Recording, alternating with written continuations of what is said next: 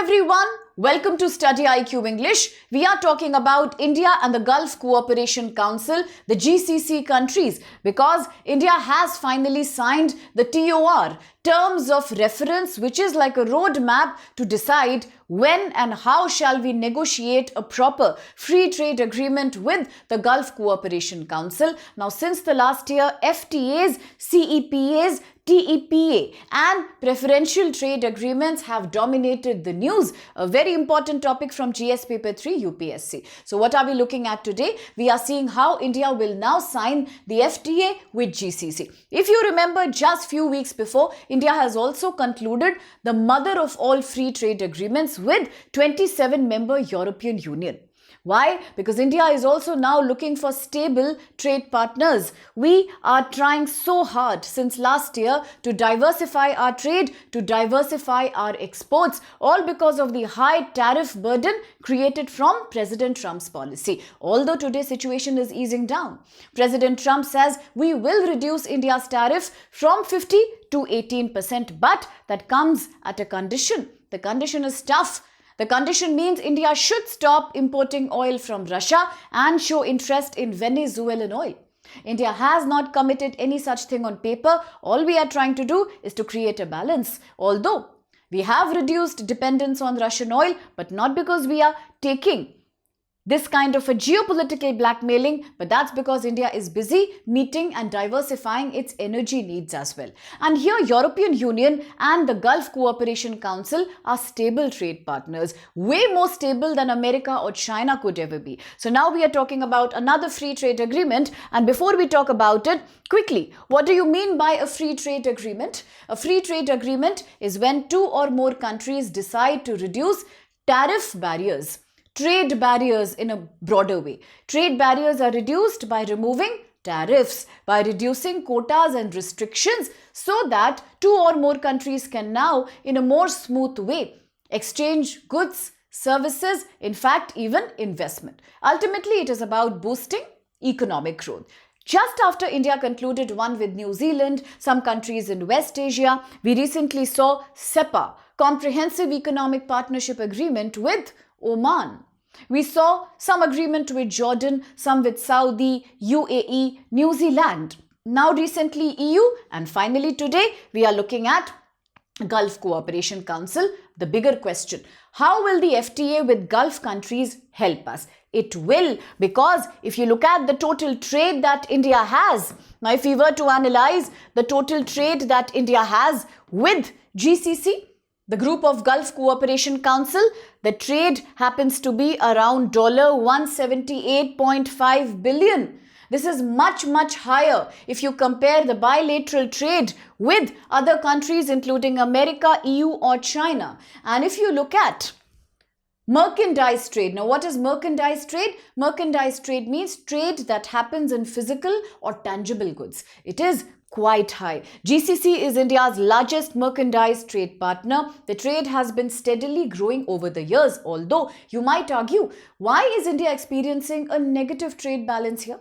The reason is clearly because we are importing items like gems and jewelry and gold. We also import oil and energy from these nations, and that's why you will find in the news that often the trade balance with GCC sometimes is on the negative side for India, but the trade has it has been improving consistently. So what are the GCC countries? We all know about the instability in West Asia. We keep hearing about the revolution that's happening in Iran right now. We know about Gaza, Israel. We understand the situation in Yemen. We also know about the broader controversy between Saudi, UAE, Iran. But the GCC overall is a very stable platform for India. It is a group of nations including the ones that are marked on the map here. So you could look at the largest here, Saudi Arabia, important also because the GCC has its headquarters in Riyadh in Saudi Arabia. Now this map should not be new to my students, especially those who take the Hindu classes and those who are a part of our Telegram platform, because we have seen this map many times in the news. We have discussed it when I was talking to you about the Yemen conflict. Yes, North Yemen, South Yemen, Iran, Saudi, UAE. Remember, we have spoken about this map as I was discussing with you the important Duqm port in Oman.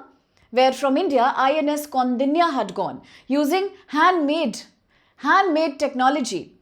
What technology was that? Quickly let me know in the comment box if you remember. Remember, we keep talking about the Oman area in terms of India's comprehensive economic partnership. Yes, so the map should be familiar to you. All these are the nations of GCC. So you could look at Oman here, you could look at Qatar here. Why is Qatar repeatedly in the news? Al Udeid. Yes, Al Udeid Air Base, America's one of the largest military bases in West Asia.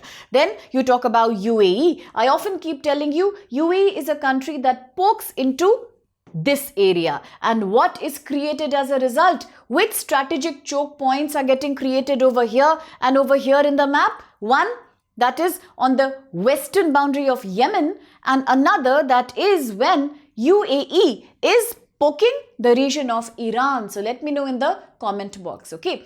Now, these are the GCC countries. You've seen all the names here. Qatar, Oman, Kuwait, Bahrain, UAE. All these are oil-rich countries. All these are parallelly, most of them are parallel members of OPEC as well. Now, headquartered at Riyadh, I told you, when was it created? It was created back in 1981. Basically, it's an economic, security and regional cooperation. Today, since India is one of the largest merchandise trading partners and the trade between the two has grown eventually, let's also know which are the key items of import and export. I have also in one of my lectures spoken about thoroughly in detail all the import and export items of India's trade with Iran, India's trade with UAE and Saudi. So do remember all these things at the back of your mind. We are looking at what India exports to GCC. So India usually exports engineered goods, rice, gems and jewelry. Now, gems and jewelry and textile are two sectors that have repeatedly made news. Why? Because these two are the labor-intensive sectors, the export-oriented sectors that were tremendously impacted because of American 50% tariff. Yes? Okay. What does India import from the GCC countries? Mainly, most of our money goes into buying petrochemicals, crude oil, liquefied natural gas and gold and precious minerals, and that's the reason. Because of gold, precious metals, oil, petrochemical, that usually you will see a trade deficit with GCC, but that's okay. That is an economic phenomena that depends on the nature of goods you are importing vis-a-vis the nature of goods you are exporting. Now, do not confuse the same phenomena as we discussed the RCEP, Regional Comprehensive Economic Partnership with the ASEAN countries that India had abandoned back in 2019.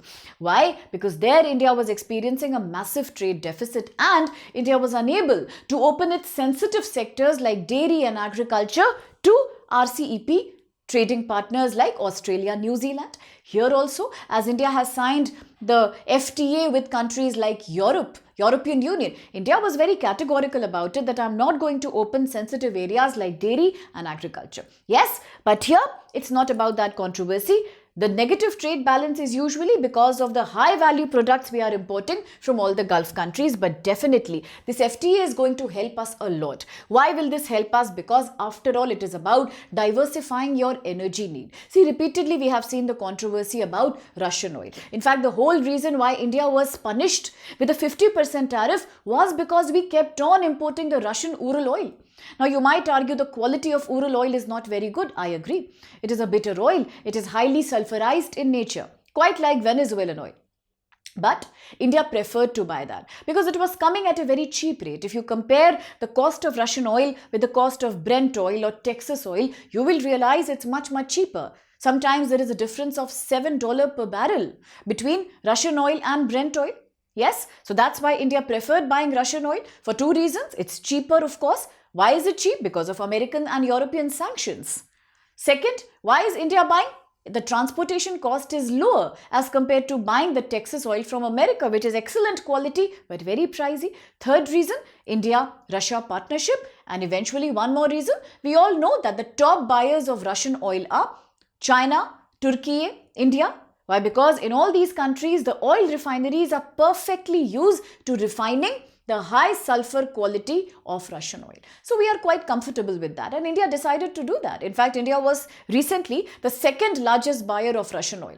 Okay, now today the news has come that India's total import of Russian oil has become all-time low in the last 38 months. Almost 3 years later, all-time low. Why? Once again, the same thing. We cannot afford to totally neglect America either, right? We can't do that because India knows strategic balancing is the strategy. So we do import oil from Russia, but now it's reducing. And we are, of course, diversifying markets. Now look at this agreement that will also provide us oil and energy security. Yes, so it will increase more energy security. That's clear. Second thing is it will also improve investment flow. Let's not forget, it is the GCC countries which see one of the highest diaspora from India. Not just in the highly skilled labor segment, in the blue collar, pink collar segment also. There's a high outflow of Indian migrants here. So that's going to be better. More jobs, more employment opportunities. Once again, you could take the argument to demographic dividend, India's youth bulge. So yes, employment opportunity, more Atmanirbharta, more make in India. Goods and services that can now be exported to these markets, and all these are labor intensive segments. So yes, we will definitely benefit not just economically but also in a very strategic manner. India's foothold in this area will only improve. So these are all the reasons behind this new FTA that we are signing, and here is a slightly more close look at the region of Oman. Now if I ask you, why was Oman in the news today? Once again, Oman is being spoken about so much today morning. Why really? I told in the Hindu newspaper class because Oman is mediating. Oman is the mediator in a place called Muscat.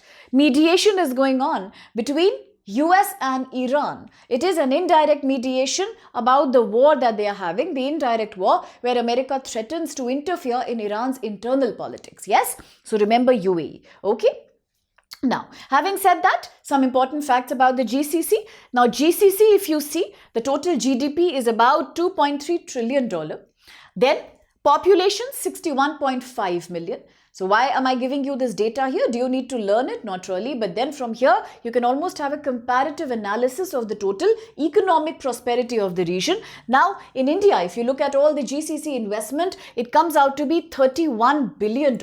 About 10 million Indians live in these countries. So that also is a question of foreign remittance adding up to India's own national income and GDP. And UAE has already created an FTA with India. Oman has a comprehensive economic trade agreement, partnership agreement with India. Recently with Saudi also, we have signed a security dialogue, security defense cooperation dialogue. So all these are anyway in good relations with India. UAE was also in the news as MBZ had recently visited New Delhi, and because UAE and Saudi are having a slight controversial relationship right now. So that's why India balancing both these separately and together in the form of GCC FTA is a great achievement of foreign policy, we can say. So a quick practice question here. Consider the following statements regarding India-GCC Free Trade Agreement. 1. The TOR signed between India and GCC is the beginning of formal negotiations for an FTA. Second, the Gulf Cooperation Council includes Iran and Iraq as member nations. And 3. The GCC is India's largest merchandise, physical tangible goods trading partner as a group. Which of these are valid? I would say if you understood the topic, it's a very easy question. And if you want to check the answer, then please download the Telegram channel, be a part of our growing community. And that's where you'll find various inputs, various notes and various quick facts about UPSC, okay? So you will have more and more enrichment towards your preparation. So here's the QR code. You can actually scan the code to join our group. And now, before I take your leave, a quick reminder. Now, 10th and 7th February are crucial dates. On 10th February, we are beginning the Success in Prelims initiative, where we will thoroughly prepare you with books, material, classroom, practice, time-oriented MCQ and PYQ practice for GS Paper 1 and CSAT, both. Time is limited and this is a guarantee for selection. So the price is 4999 for a gold plan and 6999 for a platinum plan. But then if you're looking for a further heavier discount, please feel free to use code SPLIVE and there you get more and more discount. Similarly for 27 and 28, batches are beginning today. So hurry up. At a very easy price, more than 1 year of professional guidance, guarantee of selection. For more discount, use code SPLY. Don't worry, it's for English, Hindi, bilingual, all students. Similar goes for 28. Mark the date, 7th February. Join early. Definitely guarantee your selection with us at StudyIQ. Thank you so much.